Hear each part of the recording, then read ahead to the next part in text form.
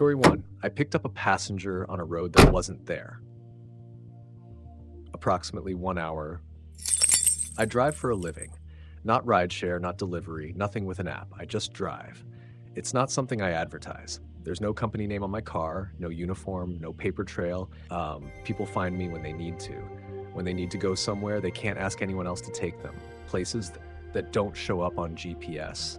Places that don't always stay in the same spot. The passenger I picked up last Tuesday should have been just another whisper, another envelope slid under a diner plate, or a name written in chalk on the back of a restroom mirror. But there was no note this time. No name. There was just a road. I'd been driving north along Route 23 for hours, trying to outrun a rainstorm that seemed content to follow me. I wasn't looking for a new job, but the road shifted under my tires like a cough, and suddenly the lines were gone and the world tilted sideways. And there it was, a new turnoff, a dirt road where none should have been. No sign, no mile marker, just a dent in the tree line. I stopped. I shouldn't have. But you learn to follow instinct in this line of work. And that road, it wanted to be found. The trees leaned away as I drove in. The air grew dense, molasses thick, like I was wading into something not meant for engines or rubber or bone. That's where I saw her, standing dead center in the path, suitcase in hand, pale as ash with a dress that looked stitched from fog. She opened the door without asking, sat down, didn't speak for several miles. And when she finally did, it was in a voice that wasn't just quiet, it was buried. "Don't look in the mirror," she said. I glanced at the rear view anyway. She wasn't in it. I've had passengers vanish before, hitchers who only existed in the gaps between exit signs. But this one felt anchored, real, until she wasn't. We passed towns that don't exist. I filled up at a gas station where the pumps dispensed something thicker than gasoline, and the attendant bled ink from his gums. We drove through an underpass where the same homeless man sat on both sides of the tunnel watching himself as we passed. And all the while, she told me where to go. Left where the road loops back, right at the billboard that changes when you blink. Straight through the fog into the place maps forget. She never told me her name, but I figured it out when we arrived. The town had no lights, just hundreds of mailboxes, each whispering to itself in the wind. The street signs were backwards. The air tasted like cassette tape. There were no people, just shadows pretending not to move. She stepped out, walked to a house that shifted every time I blinked, blue, then yellow, then gone. She turned and smiled, and that's when I saw it. Her reflection finally showing, but not in the mirror, in the car window. Watching me, waving. The next moment she was gone. Not a footprint. Not even the scent of her fog-stitched dress. Just me, a full tank, and a new direction on a road that didn't exist when I started driving. I don't remember how I got back, but I haven't stopped checking the rear view since, because sometimes, only sometimes, I see her, sitting there, waiting, smiling. Lost on a highway that wasn't finished, but it had cars anyway. I was working construction back then, road crew. Asphalt, lane dividers, signage and stalls. It was grueling work, and no one ever tells you how weird things get after too many hours in the sun. You start seeing shapes in the mirage. You hear footsteps when it's just rebar creaking. But what happened out near Ormsby, off the edge of the interstate expansion project, we weren't hallucinating. There was this stretch of highway we weren't supposed to touch yet. Not cleared. No permits, no concrete poured. It was still red clay and flagged tape. Nothing more than a ghost of a road. Until the day it was there. I mean, really there. One morning we showed up and found the road finished.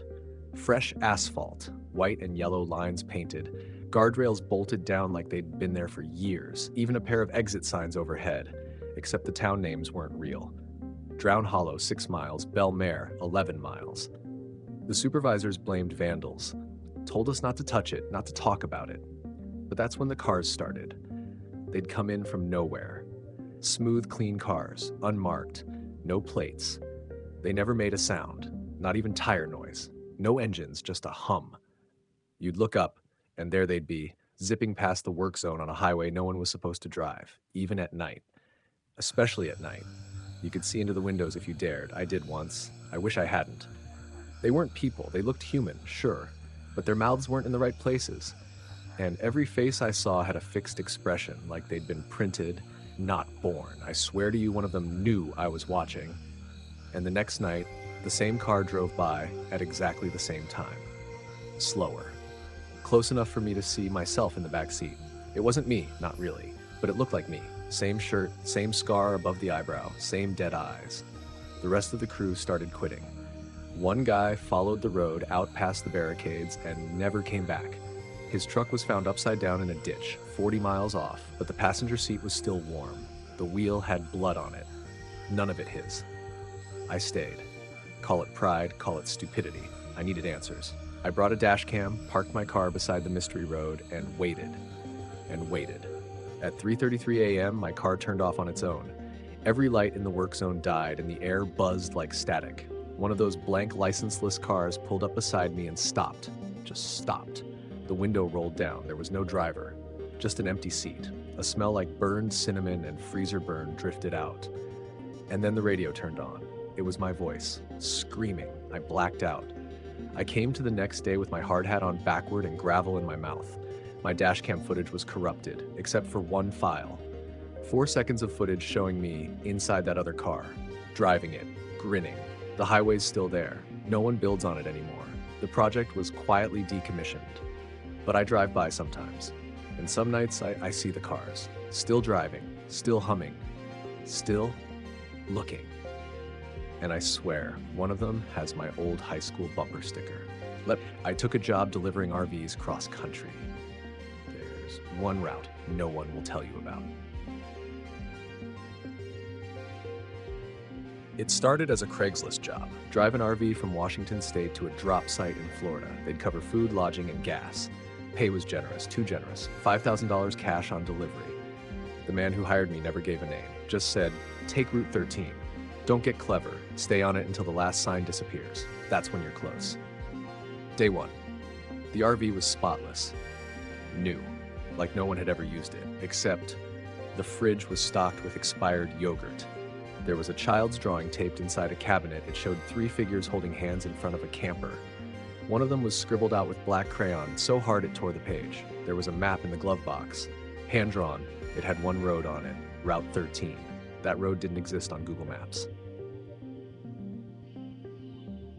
The first town. I picked up Route 13 in a stretch of forest outside Eugene. No traffic, no signage, no streetlights, but I followed the map. At mile 60, I passed through a town that wasn't on any GPS, Marlow Pines. It was frozen in time. Gas was $1.08 a gallon. Kids rode bikes with streamers. Everyone wore identical smiles. As I drove through, they stopped to wave. Every single one of them, the same motion, the same speed, like an animation loop. I didn't stop. The RV had a CB radio. It clicked on by itself around 3 a.m. that night. A woman's voice came through, whispering, "Don't take your hands off the wheel. Not even for a second. If you do, they'll think you're ready. When you reach the bridge with no name, do not look at your reflection. When you hear tapping from inside the walls, keep driving. When you smell the gas leak, do not turn around. It's not a gas leak. If the RV ever feels heavier, don't ask why." The bridge, I crossed it on the 3rd day. No signs, no guardrails, just fog and wooden boards. I glanced at the side mirror. I saw myself in the passenger seat, smiling, waving. He appeared at mile 200, standing under a dead tree. Same clothes as me, same face, same backpack I had in college. I didn't stop. The CB came alive again. "You passed yourself. Smart, but he's not done." That night, I heard breathing under the bed. The weight. The RV got slower. Even though I had a full tank and no cargo, it began to lag on inclines. The back of the vehicle started making noises, creaking, breathing. I opened the bathroom door and found a second door behind it, one that wasn't there before. It was marked, "Do not enter until told," and it was locked, but not with a key. It was sealed with duct tape and fingernails. Welcome to Hollow Rest. Population yours. The town sign welcomed me like an obituary. There were cars parked outside every house, engines running. Inside each, a person sat staring at the dashboard, eyes open, still, not blinking. The CB whispered again, "They stopped driving. That's what happens when you try to rest on Route 13. Somewhere in Mississippi, I noticed the seatbelt was buckled on the passenger side. I had been alone. But now, when I glanced, the belt was pulled tight, indented. There was frost on the window, on only one side. Something was in here with me, not moving, not making a sound, just waiting. The door opens. At mile 888, the hidden door opened by itself. Inside was a narrow hallway lined with mirrors, but none of them showed my reflection. Only hers, a woman I'd never seen, wearing clothes from different decades, 1940s, 1980s, 2006. Her eyes were missing, but she was smiling. The CB crackled. If you talk to her, she'll follow you. If she follows you, you'll never be alone again, not even when you die. The drop site is 1 hour away. Do not stop, not even if the road ends. I reached the coordinates in Florida at sunset, an empty lot in the middle of nowhere. A man was waiting. He didn't introduce himself. He just opened the RV's back door, paused, then slammed it shut and locked it. "Still in there," he muttered. He handed me the cash and said, "If anyone asks, you never took Route 13. You got lost and dropped the RV in Tennessee. You say anything different, and it'll find you." Now, it's been 3 weeks. My home internet is down. My phone dies at 13% every night. I smell gas when there's none. I see myself waving in store windows. Sometimes the door to my closet rattles. I don't have a CB radio anymore, but every night at 3 a.m. I hear it crackle through the walls. Another delivery soon. Same route, same RV. You'll drive again, and I know one day I'll say yes. Let me story 3. My GPS sent me down a road that doesn't exist anymore, but I'm still on it. I drive for a living. Nothing glamorous, just a courier job for high-priority clients. Medical, legal, once even a cooler full of frozen shark sperm, don't ask. I'm fast, quiet, and I never ask questions. This happened in March. I was sent out late for a drop in northeast Pennsylvania, farmland and forgotten highways. My GPS rerouted me halfway through because of debris on the road. Seemed normal.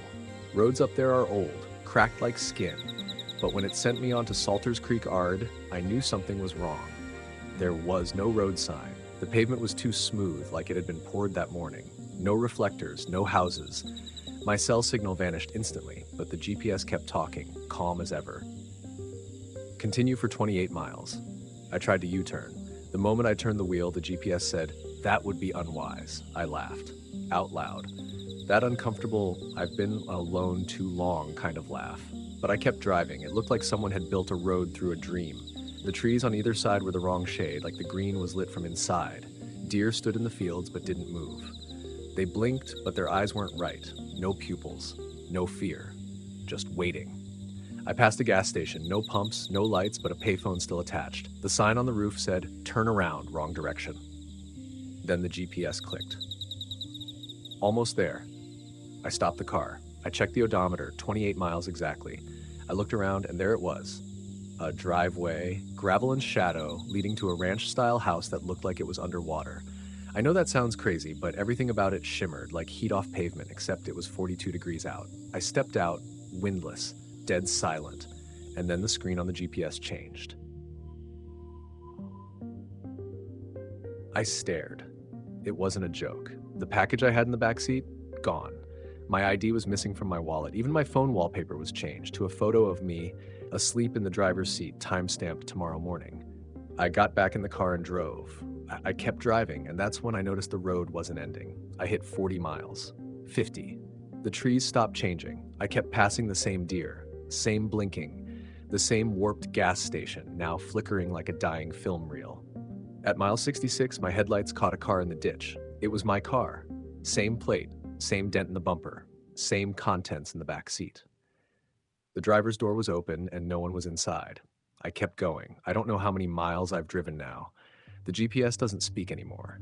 The sun hasn't risen in what feels like 3 days. The tank never runs out, but the needle hasn't moved either. Every so often I pass myself, sleeping in the car, driving another version, standing by the shoulder, staring with blank eyes. One of me waved once, the others just watch. If you ever get rerouted near Salters Creek, don't follow it. Let the debris block your way. Let the bridge be out. Take the long way. Because if you hear the GPS say, "Deliver yourself," it's already too late. I took a wrong turn and found a road that wasn't on any map. It started out like any other drive. I was heading to a family reunion in Tennessee, somewhere past the Smokies. I'd done the trip before, but this time I took a wrong turn near the Virginia border. Nothing major, just a detour to avoid a backed-up highway. Google Maps went blank. My cell signal dropped, and I started driving on a road I'd never seen before.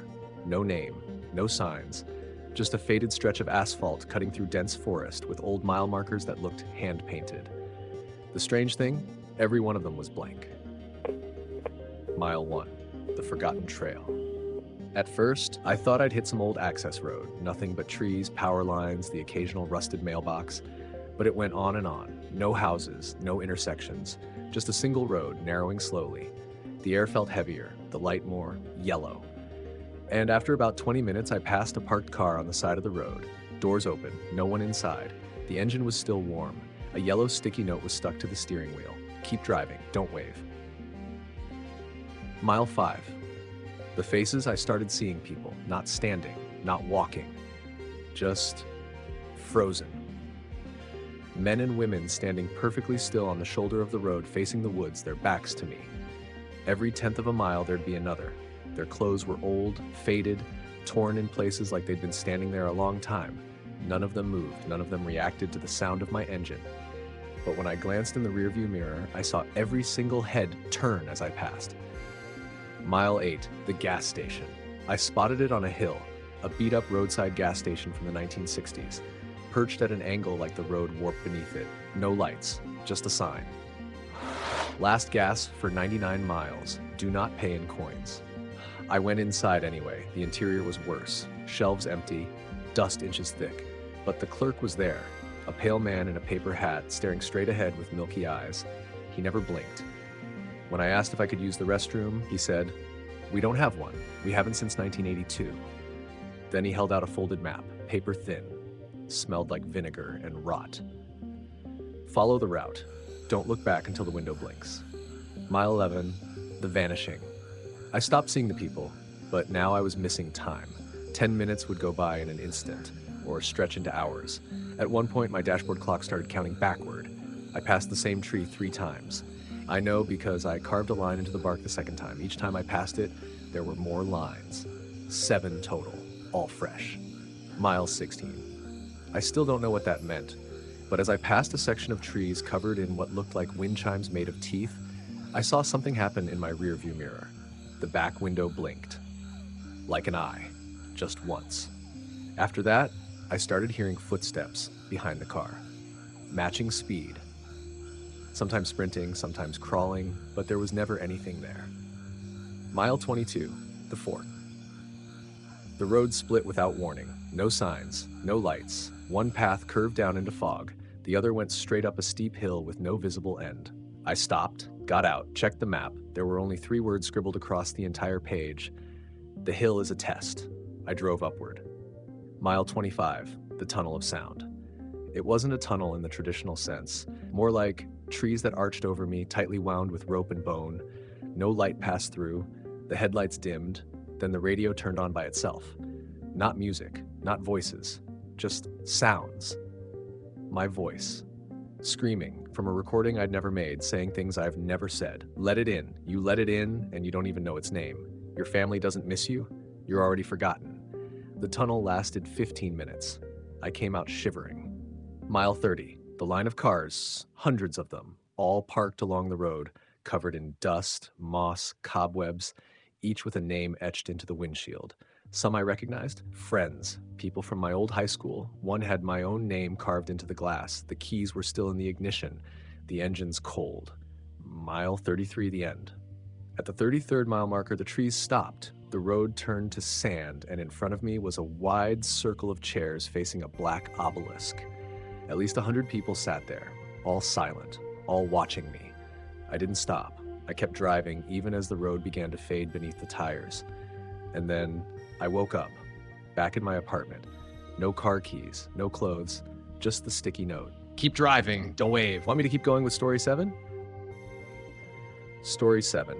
My brother took a cross-country trip and never came back. I just found his car still running. I hadn't spoken to my brother in 6 months. He left town in a beat-up Subaru Outback, saying he needed time. Said he was going on a borderline spiritual road trip. Just the kind of thing he'd say to avoid talking about Mom's death. He left me with a voicemail the night he crossed into Nevada. That was the last time I heard his voice.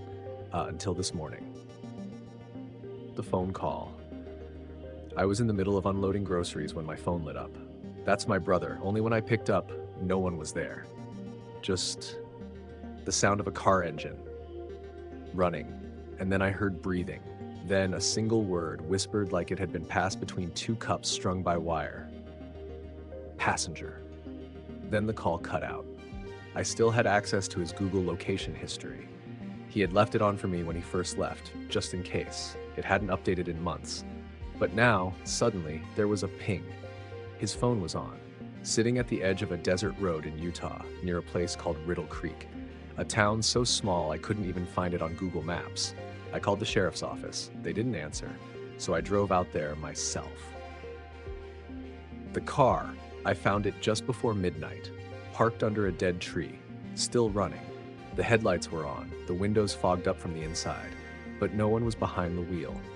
I opened the driver's side door and found the seat warm, as if someone had just gotten out. There was a cassette tape on the passenger seat. It was labeled in his handwriting, "For when you realize you're not alone." The first tape. I played it using the old deck in the Subaru. It started with static. Then my brother's voice came through, calm like a confessional, like he knew I'd be listening. "If you're hearing this, I'm gone, or I should be gone. But if you found the car and it's still warm, that means she hasn't finished yet. You need to listen very carefully, and above all else, never open the glove compartment. That's where she waits." I paused the tape. The glove compartment rattled. The glove box.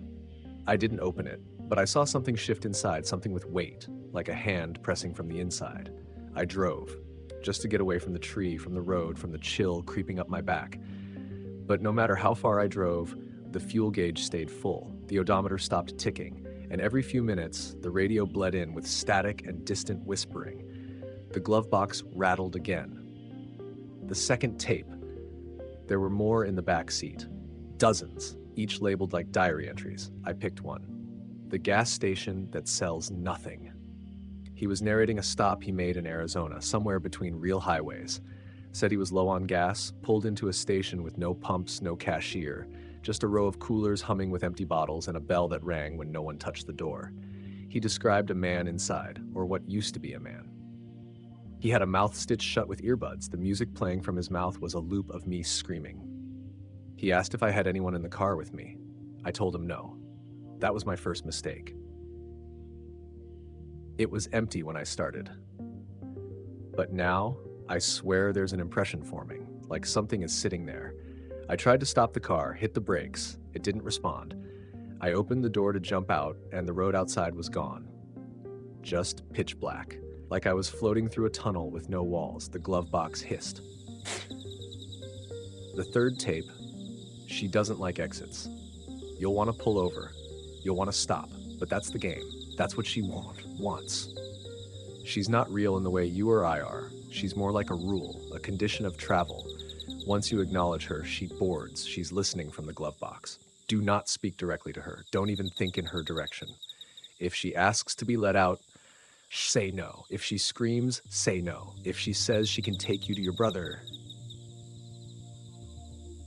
The road finally changed. A gas station appeared again. This time the lights were on. There was a payphone outside ringing. I answered. It was my voice on the other end. "Hey, it's me. Or it will be soon. I'm going to tell you what happens next, and when it does, I need you to sit perfectly still." The line went dead. I turned around. The passenger seat was full. A woman in a coat made of cassette tape strips sat beside me, head cocked, eyes stitched with headphone cords. She didn't move. Neither did I. Final tape. What she shows you. I didn't know how long I'd been driving. Days, maybe weeks. She doesn't talk. She doesn't move. She just sits there, humming to herself.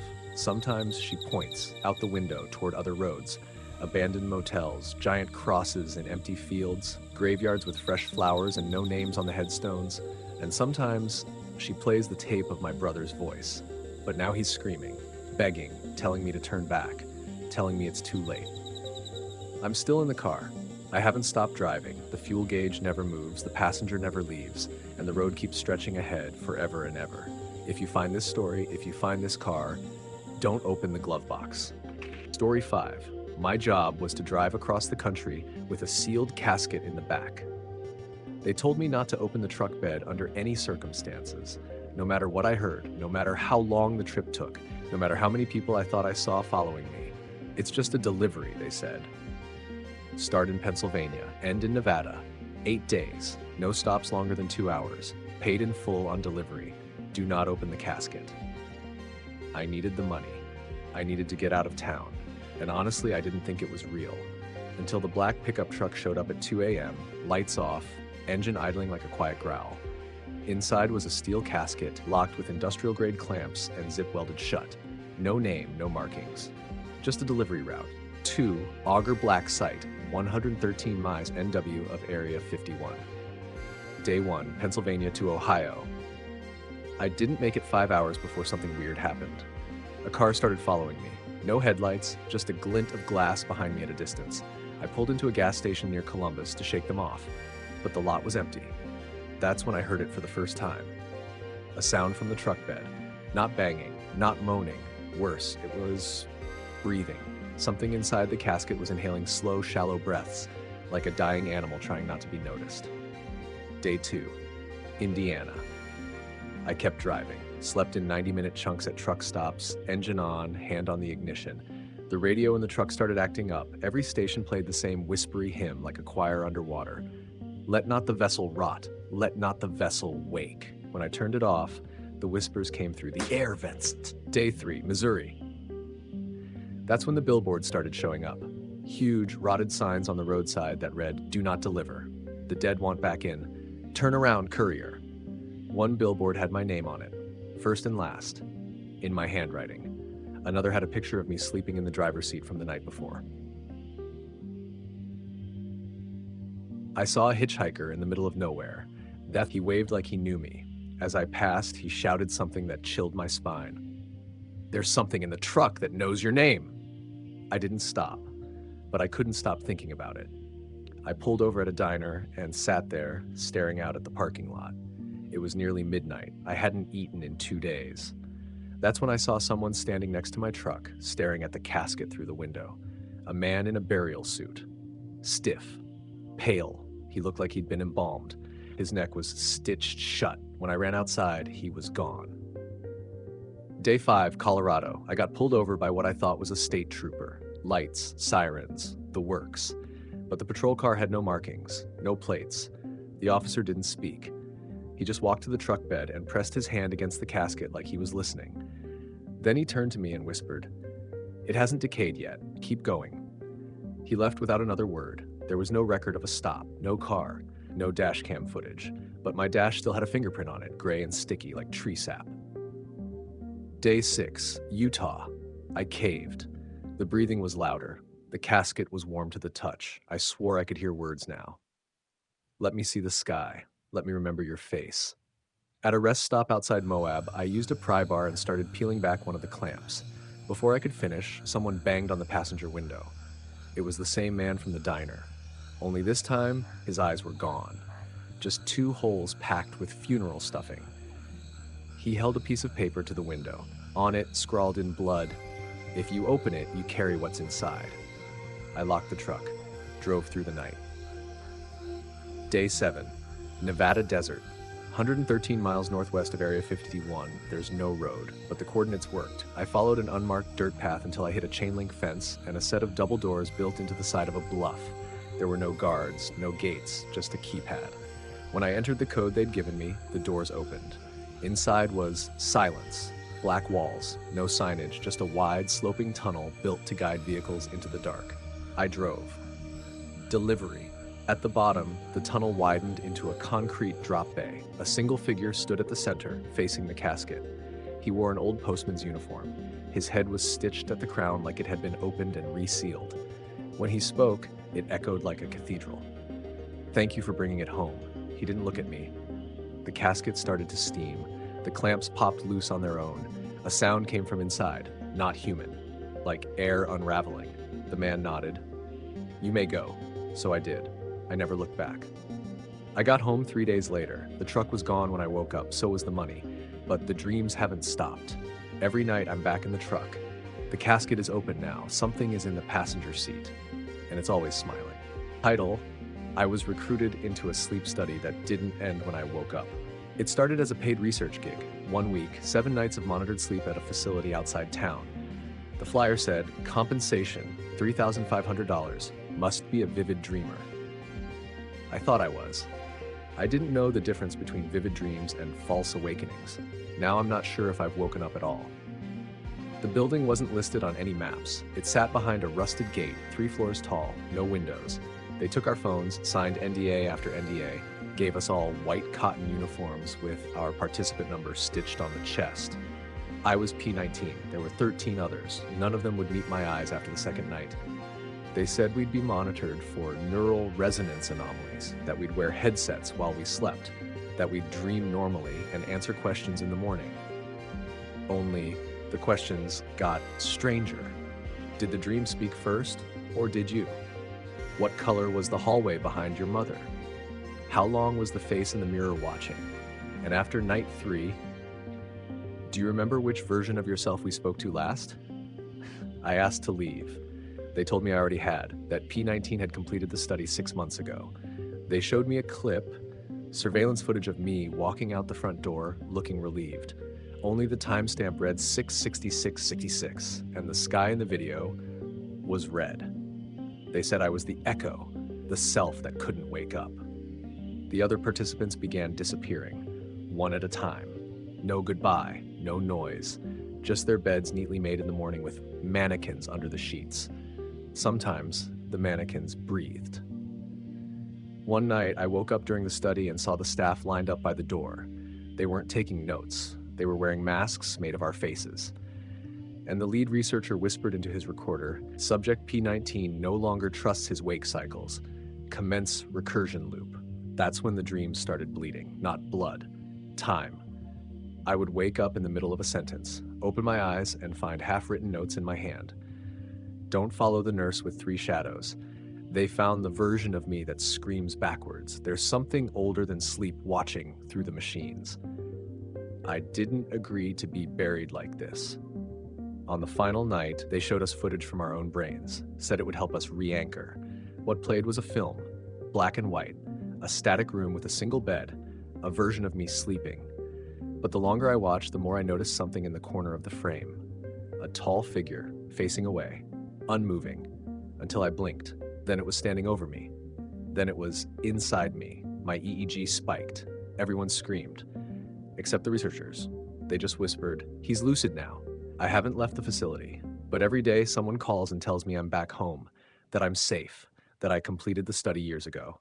But I still see the wires in my arms, still hear the walls breathing, still wake up every morning to a different date etched in my skin, one that hasn't happened yet. And every night, just before sleep takes me, I see my reflection in the window. He smiles, he puts a finger to his lips, and he whispers, "Let me take the next one." There's a lake about 40 minutes outside of town that no one talks about anymore. It doesn't show up on Google Maps, and if you try to drive there, your GPS will reroute you around it like it's a glitch. The locals call it Mirror Still. They used to fish there in the 60s before the drowning started. People say the water's too calm, that it doesn't ripple when the wind blows, that if you stand still long enough on the shoreline, you'll see someone walking beneath the surface, only they're wearing your clothes. I didn't believe any of it. My brother vanished there when I was 12. He went camping with 2 friends and never came back. They found one body in the trees, impaled on a broken branch 20 feet off the ground. The other one was found 3 days later, face down in a field half a mile away. But my brother was never found. I waited years for an answer. When I turned 25, I went back. The tree where they found the first body was still there, blackened by lightning, as if something tried to burn away the memory. I walked past it, deeper into the woods, until I found the shoreline. That's when the silence hit me. It wasn't natural. Not the kind of quiet you find when you're alone in the forest. It was pressurized, like sound had been vacuumed out of the world. Even my footsteps didn't make noise. The lake stretched out in front of me, perfect and undisturbed. It didn't smell like water. It smelled like glass left out in the sun too long. I called my brother's name. Nothing. Then I heard something behind me, leaves crunching. I turned, but no one was there. The trees swayed, but the lake stayed still, like it was holding its breath. I should have left then, should have turned around and pretended I'd never come. But I walked to the edge and looked down, and there he was, standing beneath the surface. My brother. Same shirt he wore the day he left, same backpack, same sneakers, but he wasn't moving, just staring up. His eyes were open, mouth too. I reached for him. The water didn't feel wet. It felt like static, like touching a muted TV screen. I leaned closer and his mouth moved. He whispered something. My name. I don't remember falling in. I don't remember being pulled under, but the next thing I knew, I was in the water with him. Only, he wasn't my brother anymore. His face was wrong, too long, too wide. His jaw unhinged slightly as he whispered it again. My name, over and over. The surface was gone, no light, only the pressure of memory sinking around me. Then I woke up on the shore, alone, dry. The sun was rising and the lake was gone. In its place, just a dry crater full of broken branches and bones that looked far too human. But when I looked behind me, I saw footprints leading back into the trees. Not mine. I followed them for a few yards before I noticed it. Every tree I passed whispered my name, and somewhere beneath the soil, something whispered back. Title, the window in apartment 6E faces the wrong city. I never meant to live in apartment 6E. It was a clerical mistake, or maybe something older than a mistake, something left out on purpose. I'd applied for a small, fourth-floor studio in a pre-war building downtown, the kind of place where the tiles hum when it rains. When I got my lease, it read, 6E, top floor, do not change elevators. I assumed it was a typo. The leasing agent didn't answer my calls. But I needed the place badly. I'd just gotten out of something. I don't talk about that part anymore. And my therapist had said something about embracing new verticality. So I took the elevator, the old one, brass and creaking chains. The numbers didn't light up properly, but it stopped at 6. When the doors opened, I felt a wind that didn't match the season. The hallway didn't look like the rest of the building. The floorboards were a different shade, dark, varnished with something like oil. The wallpaper had a pattern of elongated hands reaching toward each other, but never touching. There was no exit sign, no overhead light, only a long, flickering red bulb at the end of the corridor that made everything feel submerged in dusk. When I unlocked 6E, I noticed the key was wet. Inside the apartment was huge, too huge. The listing said 480 square feet, but this was more like 1,000. Wide walls, high ceilings, and a single, massive window with drawn curtains that pulsed gently inward, like lungs. And the view. The view was not the city I'd moved to. That first night, I opened the curtains to see what lay beyond the glass. It wasn't New York. It wasn't anywhere I could name. The skyline was wrong, too symmetrical. There were spires that looped back into themselves, buildings stacked like vertebrae, roads that vanished into shimmering black lakes suspended in midair. No stars, no moon. Just a faint green glow leaking from behind a distant cathedral of impossible geometry. I blinked. The city on the other side of the window blinked back. By day 3, time stopped behaving. Clocks refused to agree.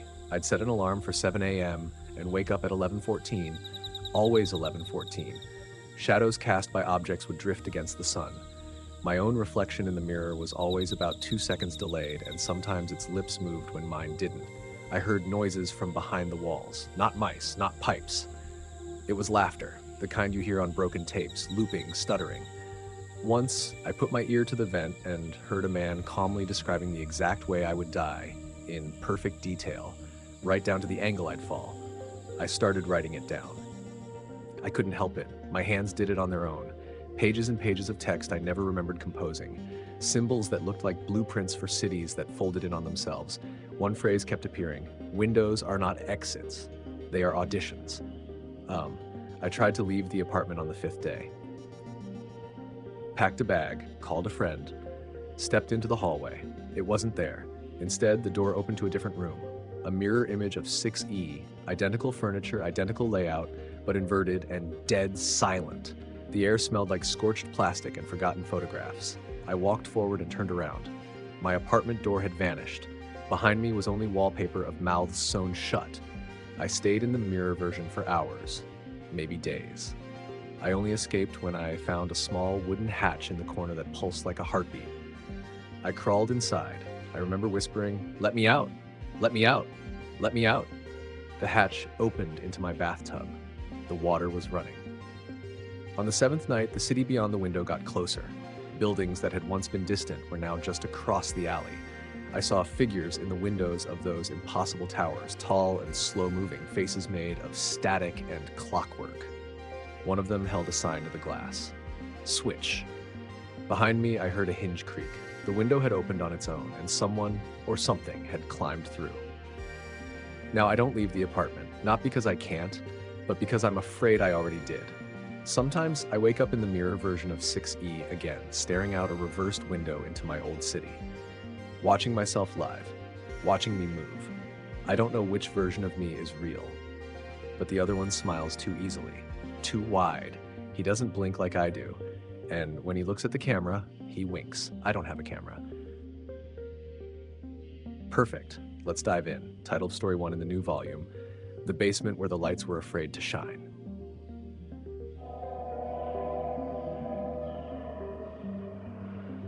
I took the job because I was broke. That's usually how stories like this begin, right? Desperation, a stranger's offer, some odd stipulation that you laugh off until you're alone at night and hear something scratching behind the drywall. The job was simple. Spend 7 nights in a brownstone in New York's Lower East Side that hadn't been occupied in decades. No cleaning required, no upkeep, just presence. The client wanted someone physically there at all times, someone whose pulse might keep the house from slipping too far into its own silence. I got the listing through a friend of a friend who worked with architectural preservation societies. Apparently, this brownstone had been built in 1874, reinforced with concrete in the 50s, and then sealed in the late 70s during a rash of unexplained gas leaks on the block. It was now structurally sound, but something about it was wrong. That was the word they used in the listing. Wrong. I arrived just after dusk. The air was heavy with humidity, and the old iron gate creaked open like it was whispering secrets to the sidewalk. The front door was already ajar. The key they'd mailed me didn't fit any lock on the premises. Inside, the walls had been stripped bare, leaving uneven brick like broken teeth. The floors were black with soot or mold or something thicker than either. I tried turning on the light in the foyer, nothing. I tried another switch deeper in, still nothing. Then, for the hell of it, I flipped the one labeled basement. The light didn't come on downstairs, but something turned off. A sound, a vibration, a pressure in the house's chest cavity just went silent, as if building had been breathing and I'd startled it. I shut the door to the basement without looking. By the second night, the place had started changing. Not physically, no walls moved, no new doors appeared, but the feeling of it was different. It's hard to explain, like the architecture was watching me, like the angles were subtly off, but only when I wasn't looking directly at them. I noticed it most when I passed mirrors, especially the one mounted beside the staircase. In it, my reflection seemed slightly behind. Not lagging, not glitched, just hesitant. When I finally dared to peek into the basement on night 3, I only opened the door a crack. What I saw didn't make sense. There were lights down there, dim, low-hanging bulbs, but instead of illuminating the basement, they seemed afraid of it. The light bent away from the shadows. You could actually see the glow curve, trying not to touch certain spots. And then I heard the knocking. It wasn't coming from inside the basement, it was coming from the light. By night 4, I stopped sleeping. Things inside the house didn't just move, they rearranged. I'd fall asleep on the couch in the den, only to wake up in the kitchen with the stove burners all turned to low. Pictures I'd never seen before started appearing in frames on the walls. Strange oil paintings of hallways that bent back on themselves, rooms with no doors, and a staircase made entirely of ribs. Once, when I stepped out to get air and reset my nerves, I returned to find every doorknob in the house had been replaced with cold glass eyes. The kind you find on mannequins. They looked in opposite directions. One of them blinked when I touched it. I decided to set up cameras in the hallway and basement, desperate for some kind of explanation. That's when the client called for the first time. "We appreciate your presence," they said, their voice distant, muffled like it was coming from underwater. but you must never film what dwells beneath. Light is not a gift there, it's a curse. When I asked who they were, the line disconnected and my phone began ringing from the inside of the wall behind me. I could hear it vibrating between the studs in the place no hands had touched in 50 years. On the sixth night, I saw the thing that lived in the basement. It had no face, but it had a mouth. A huge, wide, ancient mouth lined with yellowed nails where teeth should have been. The lights didn't just avoid it, they ran from it. The shadows invited it. It whispered in a voice that felt like dust crawling under my skin. Your breath does not belong to you anymore. I don't remember the seventh night. I woke up a week later in a stairwell 6 blocks away, half dead from dehydration and clutching a paintbrush dipped in what I thought was red ink. But it wasn't ink, and I hadn't painted with it. I was the painting. I don't know who finished the job, but I still get mail from the brownstone, postmarked nowhere. The return address is always blank. Inside is always the same thing, a photo of me asleep. But each time it's from a slightly different angle, slightly closer. Would you